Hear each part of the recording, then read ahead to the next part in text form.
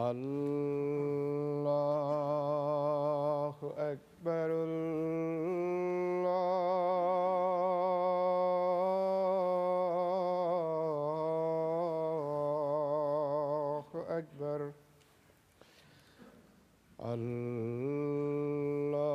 الله أكبر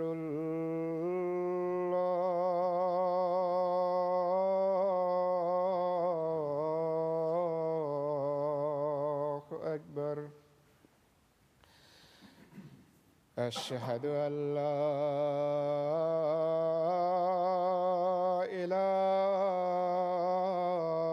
إله إلا الله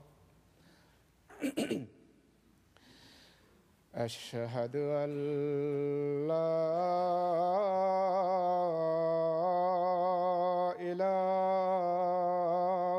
إله إلا الله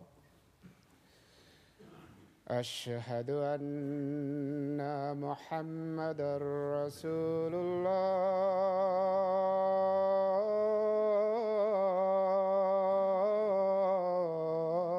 الله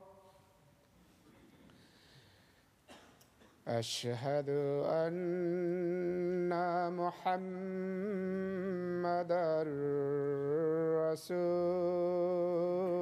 رسول الله حي على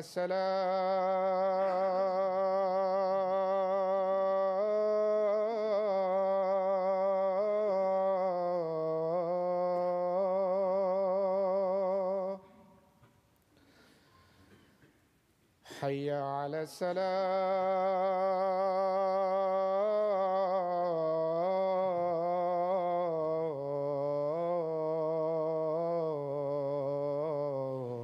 الصلاة حي على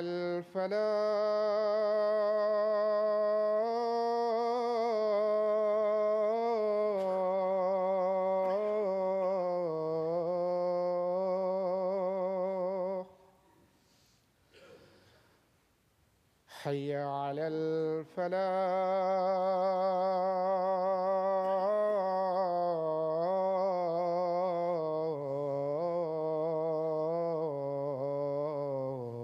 الفلاح الله أكبر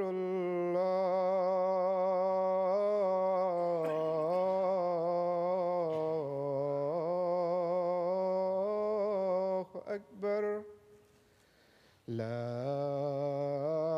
إله إلا الله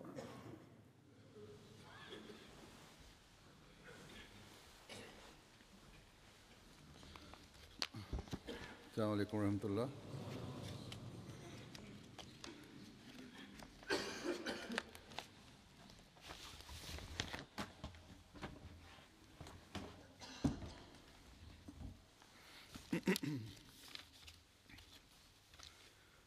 أشهد أن لا إله إلا الله وحده لا شريك له وأشهد أن محمدًا عبده ورسوله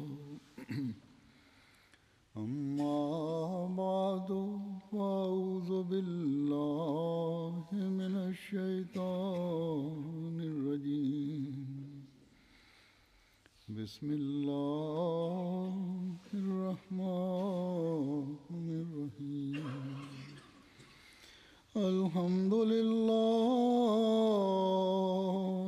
رب العالمين الرحمن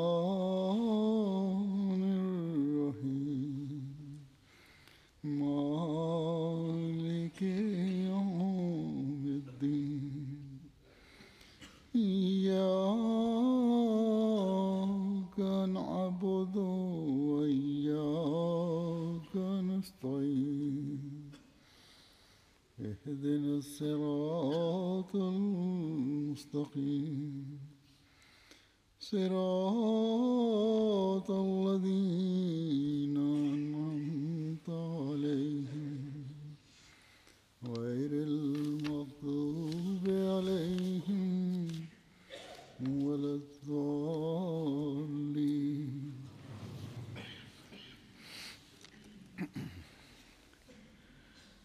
اللہ تعالیٰ قرآن شریف میں فرماتا ہے کہ والذین آمنوا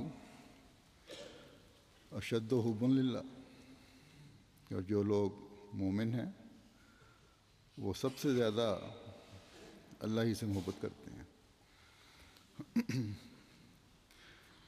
یہ اللہ تعالیٰ کی محبت ہی ہے جو درجہ بدرجہ اللہ تعالیٰ کے پیاروں سے پیار اور محبت کی طرف مائل کرتی ہے.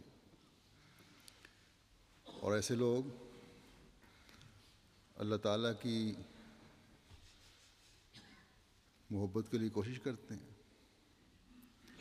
اللہ تعالیٰ کی محبت حاصل کرنے کی کوشش کرتے ہیں، اس کوشش میں رہتے ہیں کہ کس طرح اس دلدار کو راضی کریں. حدیث میں بھی آتا ہے کہ جس روز خدا تعالیٰ کے سایہ عاطفت کے علاوہ اور کوئی سایہ نہیں ہوگا،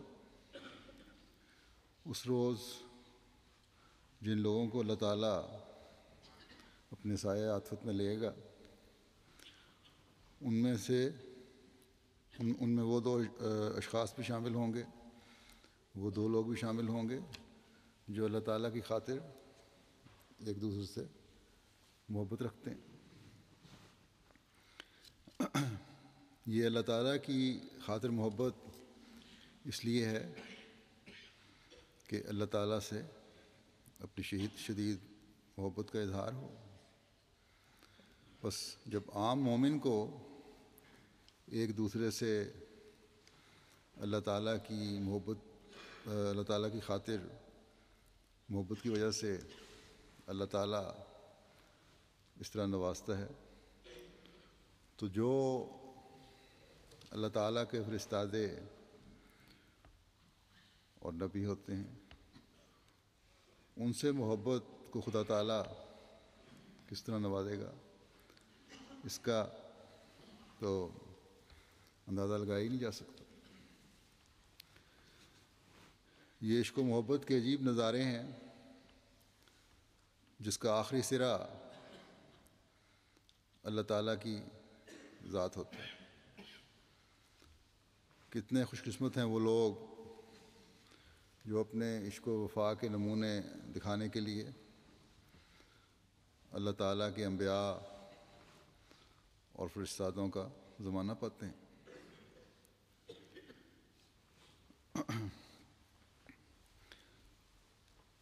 یہ نمونے دکھانے کا موقع ہم میں سے بعض کے باپ دادا کو بھی ملا، آبا و اجداد کو بھی ملا، جنہوں نے حضرت مسیح موعود علیہ الصلوۃ والسلام کا وقت پایا اور اپنی محبت اور پیار اور عقیدت اور احترام کا اظہار براہ راست آپ سے کیا، اور پھر آپ علیہ السلام کے پیار اور شفقت سے بھی حصہ لینے والے بنے.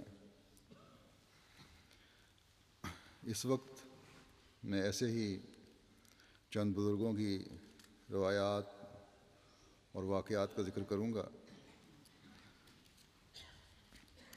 کیا ہی بابرکت وجود تھے وہ جنہوں نے مسیح پاک علیہ الصلوۃ والسلام کے ہاتھوں کو چھوا، آپ سے براہ راست فیض پایا. جو میں نے بعض روایات لی ہیں، اس میں سے پہلی روایت حضرت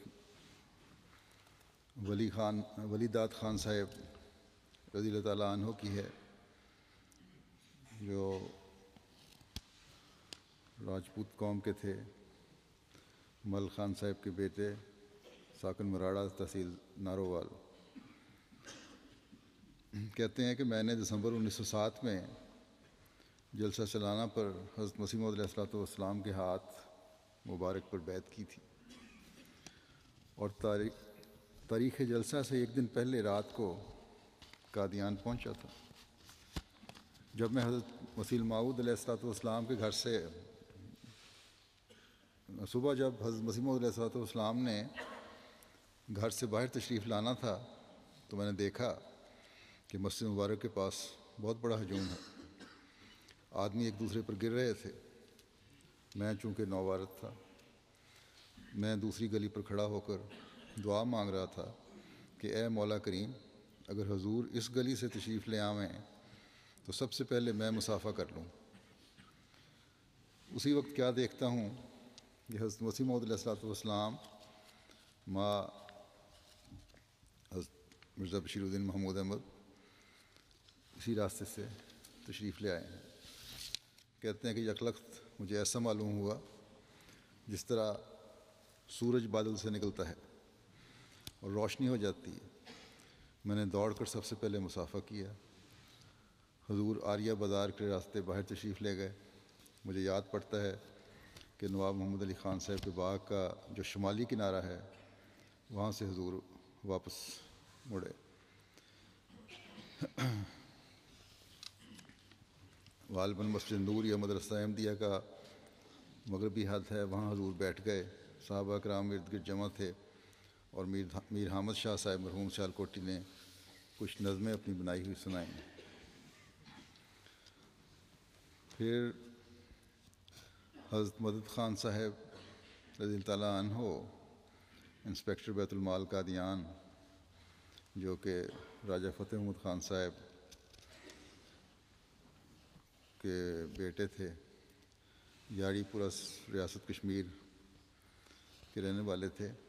1896 میں انہوں نے بیعت کی اور 1904 میں حضرت مسیح موعود علیہ السلام کی زیارت کی۔ کہتے ہیں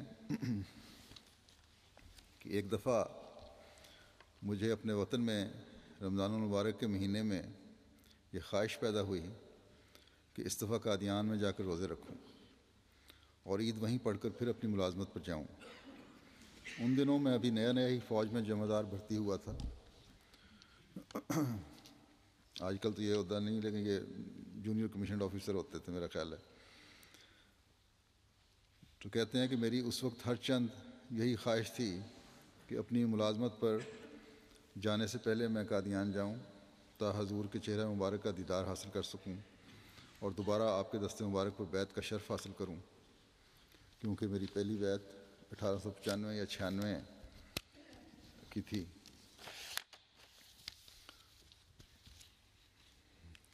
جو ڈاک کے ذریعے ہوئی تھی، خط کے ذریعے۔